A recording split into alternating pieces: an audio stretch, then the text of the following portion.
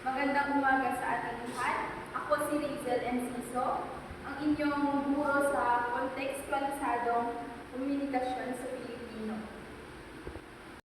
Ngayon, gusto kong ipakilala ninyo ang inyong mga sarili sa pamamagitan ng inyong kanya-kanyang dialect.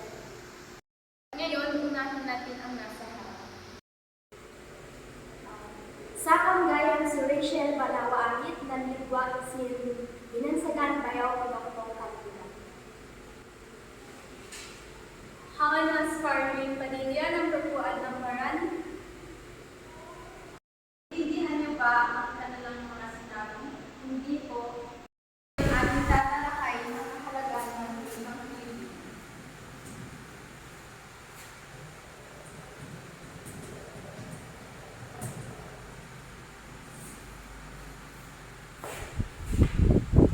Talaga ang mga Pilipino dahil kapansin-pansin naman sa inyo kanina na hindi kayo nagkaintindihan sa sarili ninyong lengguwahe.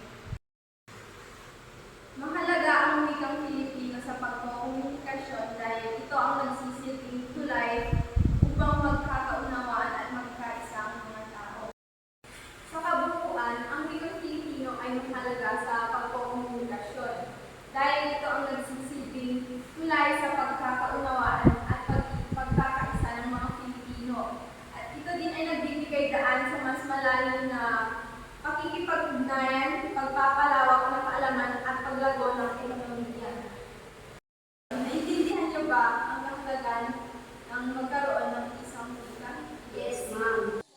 Ang pagkakaroon ng iisang wika ay mahalaga dahil ito ay nagdudulot ng pagkakaisa, mabisang komunikasyon, pagpapalaganap ng edukasyon, kaunlaran ng ekonomiya at pagpapanatili ng kultura sa ating bansa.